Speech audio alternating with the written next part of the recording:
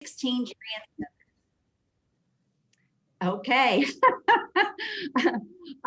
With 16 transmitters across the state. And when they were built, when KET was built, they were strategically located so they reach into every school district across the Commonwealth. And in September of 1968, we went on the air with the promise of harnessing technology, television, that we could provide access to educational opportunity for students and teachers, and especially those in underserved and rural areas of the Commonwealth. Today, KET has more than 1 million people that use us each week, and education remains at the heart of our mission these almost 55 years later. Many know us from our early childhood television programs that you see. It's a big part of our programming, and that's PBS Kids. They're safe, educational, and commercial free. And in fact, the programming is designed by educators. And it's educational, but it's also entertaining. So kids absolutely love it. And it's preparing them for kindergarten with pre-literacy, math, critical thinking, and social emotional skills all embedded in the content. Programs that you all probably know, like Sesame Street. Back in my day, it was Mr. Rogers. Now it's Daniel Tiger's Neighborhood, Curious George, and more. And I will share with you, if you ever want a crowd, have a character, and you will find families of all kinds that will come and want to see Daniel Tiger, and or if it's Cat in the Hat. It's just truly amazing. I know Steve shares that with me. He volunteers frequently with KET and even at the state fair. And one of the things that we love so much is that it's a sea of humanity. It's everybody that we're serving. And that's really what inspires us who work at KET. You know, to build capacity for early childhood educators and daycare workers, we also have training and have a robust array of easy to use curriculum and ideas with the idea of parent as first teacher to help engage in learning when the rapid development of a child's brain is underway. So our website is just chock full of all kinds of free resources. And in addition, today, a lot of children have phone access or they're on a tablet. And it's also, we're there as well. PBS Kids has all kinds of great educational games and learning opportunities for families, but they can know it's non-commercial and it's educational and safe. You know, the reason why we pour so many resources in this is because in Kentucky, more than 50% of the children do not attend preschool, and let alone not even a quality preschool. So when you think about the numbers of children who don't have access to going to get ready for school with more of a systematic approach, you know, KET is a great resource to help prepare kids. You know, in some zip codes, it's 70% are not ready for school. So the early childhood programming is a tool that helps provide access. And we're not advocating to park a child in front of a television all day, but research shows that the programming can be effective in helping young children to learn. And we have, and as I mentioned, the apps and the games are also accessible. So here's a quick look. Audra Miller with KET is with me, and she's going to help share her screen and show you a quick showing of one of our team members partnering with an organization to serve children and families. Audra?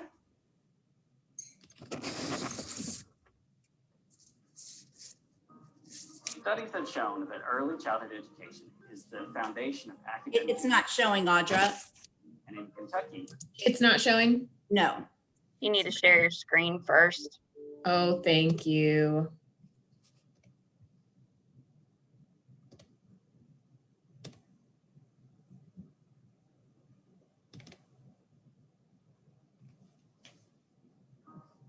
studies have shown that early childhood education is the foundation of academic achievement and future success. And in Kentucky, nearly 50% of the kids in our state aren't prepared to enter kindergarten. With the Ready to Learn program, KET works across the state providing kindergarten readiness through PBS Kids programs, as well as through simple everyday objects and activities.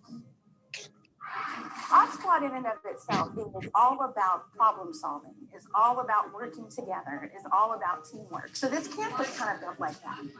The show lends itself very easily to being able to incorporate math and science components in it. It's a really great opportunity for kids to become interested in science. It's a wonderful hands-on experience that kids can really learn from. Watching the wheels just turn in their minds, to see their creativity in learning something, the joy on their face when they get it, or when they're enjoying the activity is just a very rewarding experience. Camps just incorporate so many different things that kind of keep them energized about learning. When we can take these camps and these resources to families, it really gives those kids an opportunity to continue their learning and to be successful in school. Our goal is family together time and learning. And as long as they're doing that, we feel like we're successful. KET also is used in every Kentucky school and provides access to high quality instructional tools for students and professional development for teachers. And of course, our educational services have changed greatly from back in the day when the TV would come in on a cart, and that's how you got your Spanish or your math course.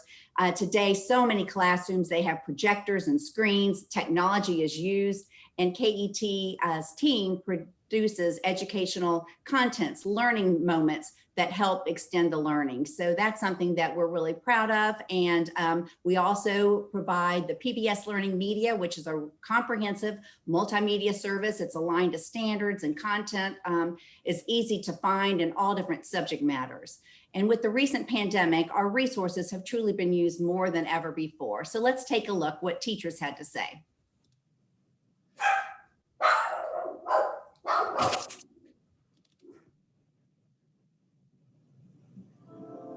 Remote teaching right now without KET resources would be You need to share your screen, Audra. Oh, I'm sorry. I didn't realize I would need to do it every time. Yeah, every Sorry. time. Sorry. It's okay.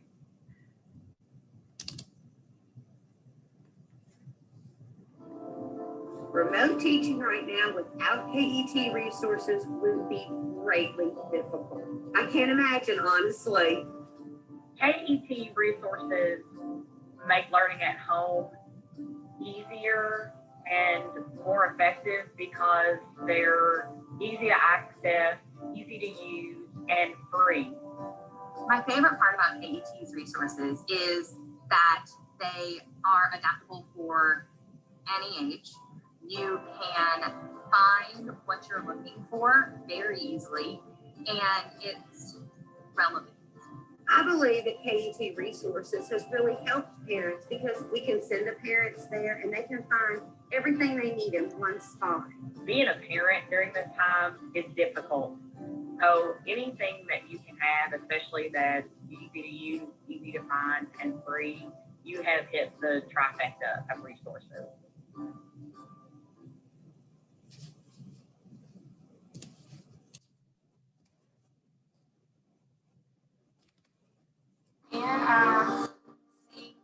A lot of these children come from homes where they don't have books and they don't have parents to work with them on their education. And, you know, in the society we live in, you know, you have antennas. You may not be able to afford cable, but those antennas pick up KET. And I just thought about how beneficial it is for our county to have KET as a resource to help these kids who may not get any other educational help before school, but now they're coming into preschool, and just the things they pick up on KET gives them that foundation to succeed in school.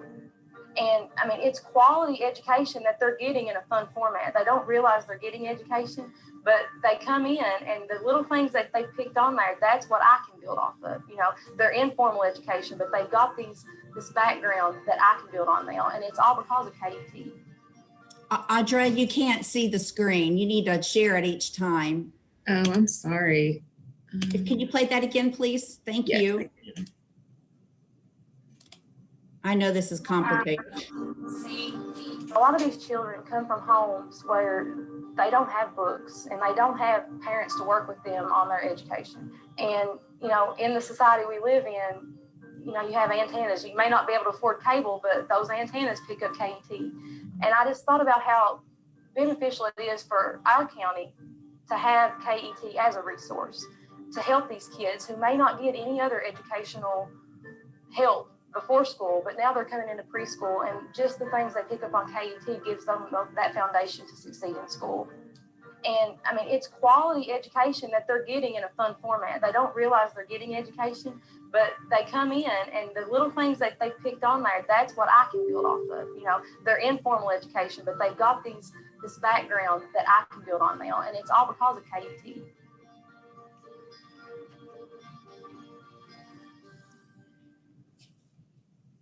And our resources are so much more. That's just a couple of services I just wanted to share with you all. Adult education, a lot of people know KET because we produce GED. We've been doing that for decades. In fact, we're the largest GED education publisher in the nation. And our online fast forward learning system has a 90% pass rate for those that go through the system and take the test. And so we're really proud of it. We want to make sure people know about it and use it because we need people to be in the workforce or continue their lives through education. And we also found that many students and young adults, they're not sure what careers are out there and what training education is required to get those good jobs. You know, you drive down the highway and you see this great big box, if you will. It's an advanced manufacturing plant, but what are the jobs that are inside of there? And, you know, it's not like it used to be. It's not dark and dirty. In fact, there's robotics and all kinds of engineering skills and all kinds of teamwork that's happening in those buildings. So we took our cameras in and to several, I think there's like 60 businesses across the state that opened up their doors, including UPS, with logistics being so important to our region. And so here's a quick glimpse of two different people sharing about KET. Well, first, let's just do workplace essential skills, Audra, because of time, if that's okay, if you could share your screen and then show that one. Yes.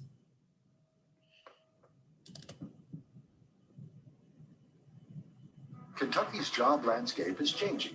Today's economy is moving forward in advanced manufacturing, healthcare, information technology, transportation and logistics, and construction, and many Kentuckians are getting left behind. KET is proud to provide tools and resources to help all Kentuckians discover these moving industries and the career pathways they hold. With in-demand and workplace essential skills, Kentuckians can get a glimpse of what careers in these industries provide and information on the trainings and skills they need to get them. With KET's in-demand video series, prospective employees can get a preview of high-demand career sectors with growing vacancies every day. With KET's updated workplace essential skills, workers can find lessons on math and language arts that are focused to each vocation and soft skills important to any job.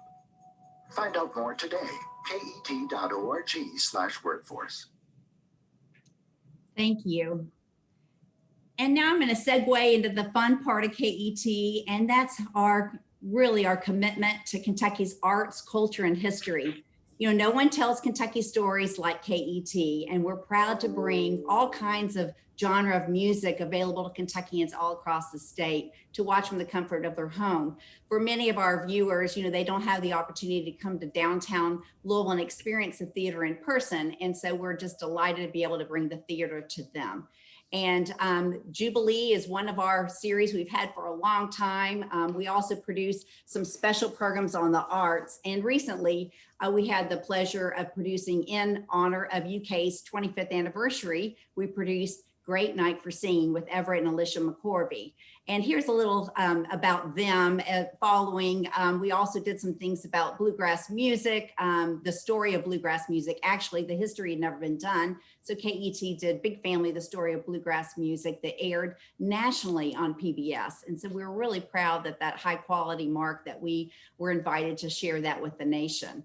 And premiering this Friday, June 11th at 9 o'clock, nationally through PBS is River City Drumbeat. It's a moving portrait of our own River City Drum Corps here in West Louisville, organized by, or founded rather, by Ed White back in the 90s. And Owsley Brown is the producer of the film. And we're just really proud to show it on KET and then share it with our PBS affiliates all across the country. So here's a quick clip of a couple of folks, Everett McCorvey, and then a clip about Ed and the River City Drum Corps.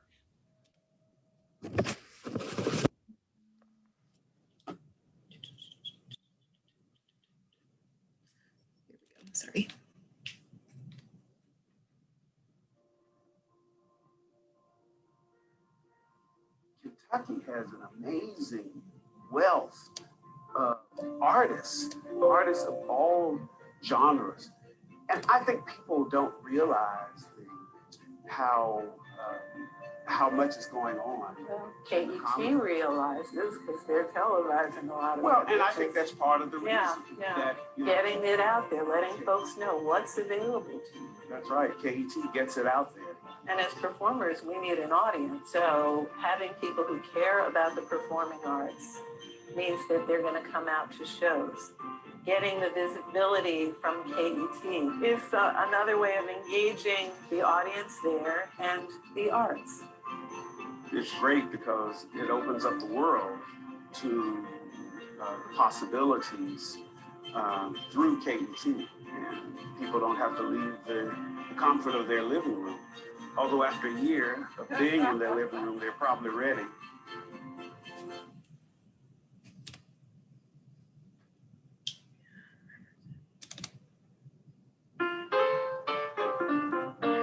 Can y'all see this? Yes. My name is Ed White. I am the founder and the director of River City Drum Corps. What makes the River City Drum Corps work and draw children to it is, one, everybody gets an opportunity to play. Also, it has the noise, flash, and excitement. It connects them to art, it connects them to education, it connects them to culture, and it is something that they can become good at. And when you believe in yourself, understand who you are, connect with your purpose, then those things are going to take you down the road to success.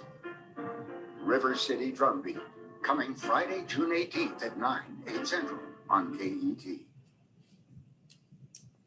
And in closing, we have two important films airing nationally this fall with Kentucky ties. First, a multi-part documentary film about legendary boxer and Louisville native son, Muhammad Ali, directed by Ken Burns, will be premiering September 19th nationally and on KET. And we also have a KET produced program called Angels on Horseback, Midwives in the Mountains. Now, this will be premiering in Sunday, October 24th, right before the new season of Call the Midwife. So you can imagine how proud we are to be able to once again showcase a production made here in Kentucky by KET nationally with that very popular series. So Audrey, in closing, could you just show the clip of Muhammad Ali? Sure. Thank you.